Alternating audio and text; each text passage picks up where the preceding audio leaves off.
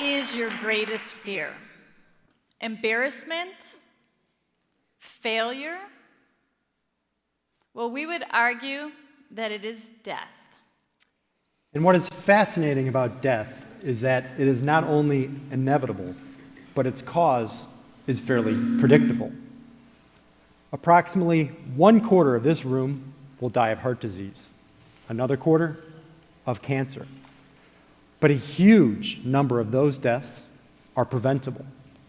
If you stop eating animal products, meat, dairy, and eggs, and instead eat a diet based only on plants, it is highly unlikely that you will ever develop heart disease, and your risk of developing many types of cancer decreases dramatically.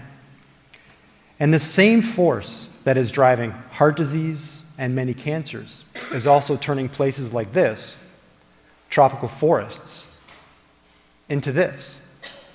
We would like to take you on our own entrepreneurial journey of discovery of the connection between food, personal, and environmental health. More than 20 years ago, I majored in environmental studies and Brian studied biology. We quickly fell in love with the amazing ecosystems of South Florida, including Biscayne Bay, the Everglades, and the Keys. But our love and interest in the environment grew beyond this area. After I spent 3 years starting a PhD here, we decided to leave and move to the West Coast, Los Angeles, with an invitation from a friend to come out and help start up a rainforest conservation organization for actor Woody Harrelson. Leaving a community and the support of friends can be daunting. It literally is starting all over. Our first night in LA, we had to sleep on top of boxes in the back of our U-Haul trailer with that roll-up door open just a little crack so we could breathe as we were parked on the side of Pacific Coast Highway and cars whizzed by all night. But once we got settled, we convinced Woody to put $1 million into this charity and help raise money from his friends and the Hollywood community.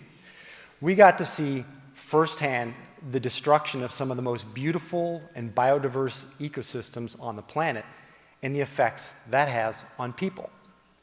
This is a farmer standing next to a freshwater spring that as a child he used to play in and swim in year-round. He used to flow this beautiful clear stream all the way down to the ocean. But since the forest around it was cut and converted to cattle pasture, it often runs dry. And the fish and crayfish and animals he used to catch as a kid are long gone. Without the forest to capture, store, and then slowly release rain, even an area like this that can get over 20 feet of rain in a year can have problems with water supply. And when it does rain, massive erosion occurs.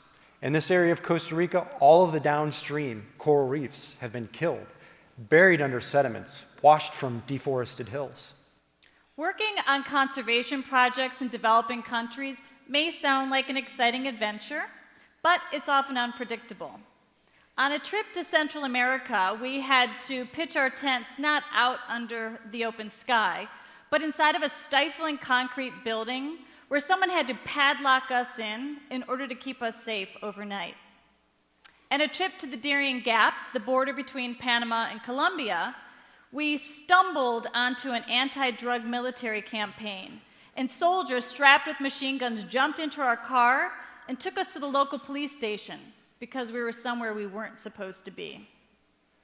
And a trek into the Amazon proved quite difficult for Brian, who contracted a fungus so powerful it rot his skin until it bled. And many of our partners in these countries also faced death threats. It was also around this time when we were first introduced to the idea of a plant-based diet because Woody was and still is a staunch vegan. We were exposed to some amazing foods that we loved, like fruit painted with spirulina and algae, and some others that we didn't quite like. We would often be asked to meet colleagues at a raw food bar, only to have the two of us sneak away and grab a pizza on the way home. It was at this point in our lives when we didn't quite understand or recognize the impact that food has on both human and environmental health. But we did learn that conservation by donation has its limits. It's the power of the marketplace that drives deforestation, and as we learned over the coming years, it can also drive its protection. We helped grow a small startup for-profit company called Guayaquil Sustainable Rainforest Products. Guayaquil is a company with a mission of market-driven restoration. They harvest the tea, yerba mate, from the shade of the rainforest and sell it in international markets. We first met a couple of the founders, these California surfers, when they were just selling this tea out of Ziploc bags from the back of a VW bus along Venice Beach.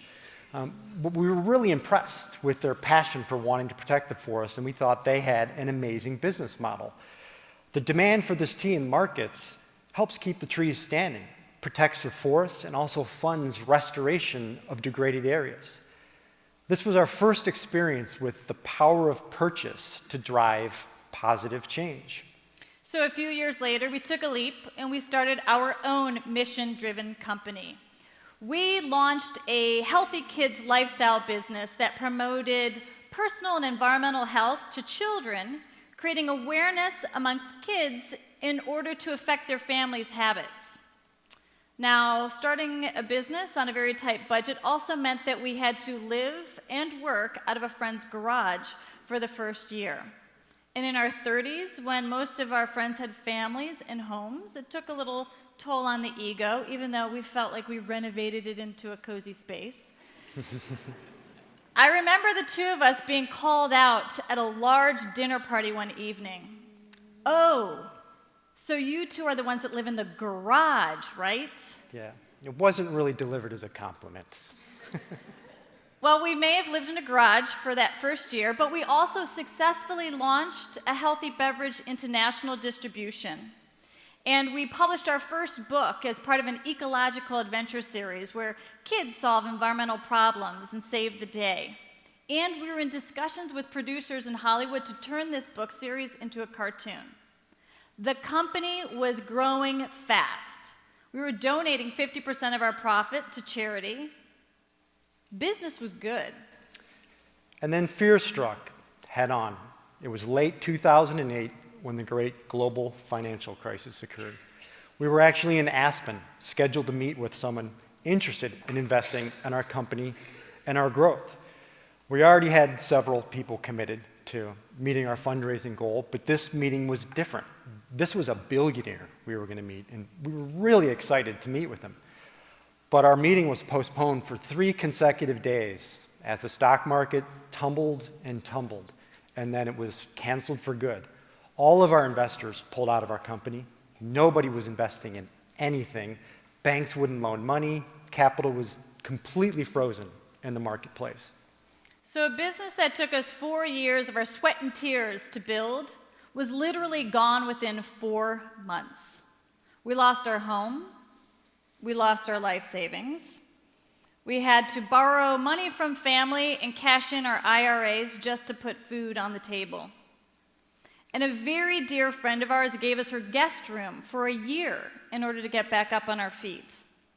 And the two of us literally had 1 suitcase each we could fit into that room that we lived out of for that year. This was a moment in our lives when we really struggled with those feelings of embarrassment, failure, and self-doubt. But fortunately, our gracious host had an amazing collection of books, which made a necessary distraction and form of entertainment. We really couldn't afford to do much else. And one book caught my eye, especially given our situation: How to Get Rich. At first, it might sound like a cheesy self-help book, but the guy on the cover had this unique Einstein-esque quality about him, and he was incredibly witty. It was by Felix Dennis. He's a fabulously successful British publisher of dozens of magazines, and there were 2 pieces of advice from that book that resonated deeply with us and became part of our daily mantra. Have no fear and never give up. So even though we were knocked down so far, financially and emotionally, we decided to take another chance on entrepreneurism and still follow our passion for promoting personal and environmental health. We dusted off an idea we had sketched out nearly 10 years before, which was a kitchen appliance that we gave a funny name, which would turn frozen bananas and other fruits into a treat that looks, tastes, and feels like soft-serve ice cream. We pitched the idea to an old high school friend of ours and convinced him to become our partner and take a financial risk on this idea. But just days before launching our infomercial, the media company that we'd hired to buy the airtime called us and they said, "Don't waste your money. We haven't seen anything like this succeed in years. You're going to fail." So we hung up the phone, feeling defeated. I sobbed, and I looked at Brian and I said, "What have we done so wrong that we can't even get people to take our money from us?" Well, it wasn't our money. It was our friend's money. And we never told him about that call for at least a year. And so what happened when we decided not to heed their advice and we ran that infomercial anyways? We were scared. We were nervous, but at the same time, we were profoundly hopeful. We didn't have much else to lose. Well, the phones rang off the hook, and we knew we were onto something. Our team had just figured out how to make ice cream made only with fruit, no other animal products, so healthy you could eat it for breakfast or any time during the day. And today, millions of that product, YoNanas, are sold in more than 50 countries around the world. But what's most gratifying is that we get to hear from people all over. And we've heard from cancer patients who have said they've struggled to keep food down, and now they can have not only something that's nutritious, but they actually feel like they're giving themselves a treat. We often hear from moms that have kids with severe allergies, and their children haven't been able to enjoy ice cream or dessert for years like the other kids, and now they can. And we also hear from people that are just trying to lose weight and live a healthier lifestyle. What's been amazing is that this has had such a positive impact, but it's also created this very easy shift towards eating less animal products. As we launched YoNanas, I decided to return full circle to finish that degree I had started long ago. So I'm on track to finish my dissertation by next semester. In the end, it'll take me 20 years to finish my PhD, which is probably a record here. I think it could be a record anywhere. But my research interest evolved into looking at the effects of climate change on food security, and especially the impact that our diets have on the environment. And the results have been this amazing crossroads of our interest in food and conservation. The number one force causing deforestation, loss of habitats, and biodiversity loss around the world is agriculture. But the vast majority of agricultural expansion is not to grow crops like fruits and vegetables and grains to be eaten by people. Global ecosystems have been destroyed overwhelmingly to produce livestock. In fact, livestock use over 70% of all the agricultural land on the planet, and nearly 1/3 of the land surface of the planet, making livestock production the number one use of land by mankind. In the Amazon, over 70% of all the deforested area is now cattle pasture, and of the remaining deforested portion, most of it is used to grow crops fed to livestock. Costa Rica, a country heralded for its biodiversity protection, nearly 50% of the country's area is now dedicated to producing livestock, all of it carved out of biodiverse tropical forests. So why is so much land used to produce livestock? Because producing animal-based protein is incredibly inefficient. If you compare the amount of land needed to produce 1 kilogram of soy protein, a plant-based protein, chicken requires 3 times as much area, pork 9 times as much area, and beef 32 times as much area. Nearly half of the food eaten in the United States is animal products. Global animal product consumption is rising, especially in developing countries. And in China, which contains 1 out of every 5 people on Earth, this is where it's most alarming. Because for thousands of years, only 5% of the Chinese diet was dedicated to animal products, but it's now projected to reach 30% in the next 20 years. Isn't it ironic that the loss of the great carnivores, tigers, lions, and bears, will be primarily driven by human carnivory? The force of increased meat consumption is powerful, but it isn't inevitable. So we go back to that same mantra. Have no fear and never give up. So we hope you will help spread a message that we humans should strive to eat no more than 10% of our diets from animal products. We call it 90P, 90% plant-based whole foods living. You don't need to be a vegan. Just make meat a treat. So how much is 10% of your diet from animal products? It's a serving of fish, beef, or chicken, about the size of a deck of cards a day on average. No other animal products beyond that. So none, no milk, no eggs, no slipping in that pizza. And if you do eat beef, because of that enormous ecological footprint it has, make it a real treat. Eat it once a month instead of often every day. The power of the markets is the power of us, each one of us. Our personal choice of what we eat will determine this fate. Today, there are endless, amazing plant-based meals to enjoy. So embrace this food adventure.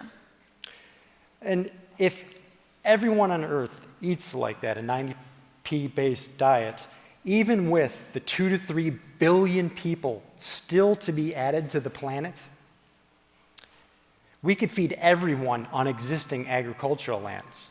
No more destroying habitats. If everyone else in the world, the developing countries of the Southern Hemisphere, Africa, Asia, Latin America, eat like us Americans eat, massive global environmental destruction and loss of biodiversity is guaranteed.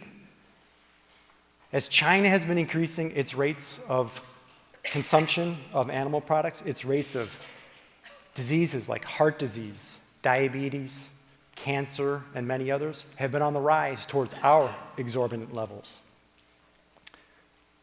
Unfortunately, both Eileen and I have lost parents to deaths caused by animal product-based diets. We wish we could have them back.